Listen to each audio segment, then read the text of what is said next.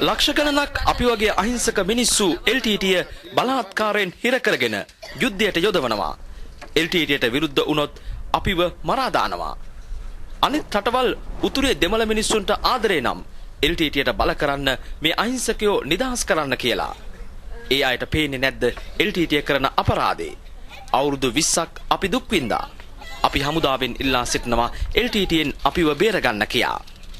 කිලාලේ කලපුවේ මාරාන්තික ගමනකින් පසු LTTE ග්‍රහණයෙන් මිදී පලා ආ මුතුසාමි ප්‍රකාශ කළ කරුණුයි ඒ.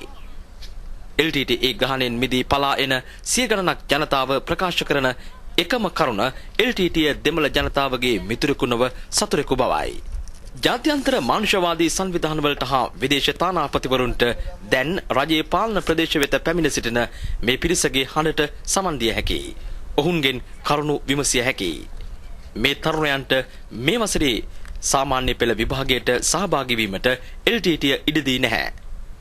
තුවක්කුව පෙන්වා ඔවුන් පළවා හැර තිබෙනවා.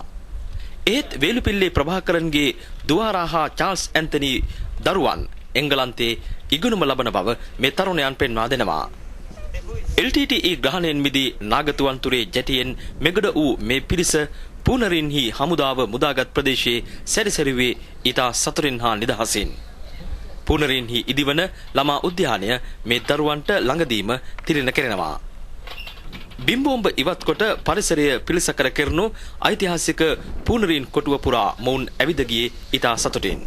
සිංහල හෝ දෙමළ නොව එකම ශ්‍රී ලාංකිකයන් පිරිසක් ලෙස මනුෂ්‍යත්වය උතුරා ගිය අවස්ථා ගණනාවක්ම අප මෙහිදී දුටුවා. වන්නි මානුෂීය මෙහෙයුම දෙමළ ජනතාවට විරුද්ධව නොව ත්‍රස්තවාදීන් අහිංසක දෙමළ ජනතාව මුදාගෙන යලි සියලු ජාතීන්ට එකම රටක සතුටින් ගත කිරීමට අවස්ථාව ලබා දීම බව රජය පෙන්වා දෙන කරුණයි. Anda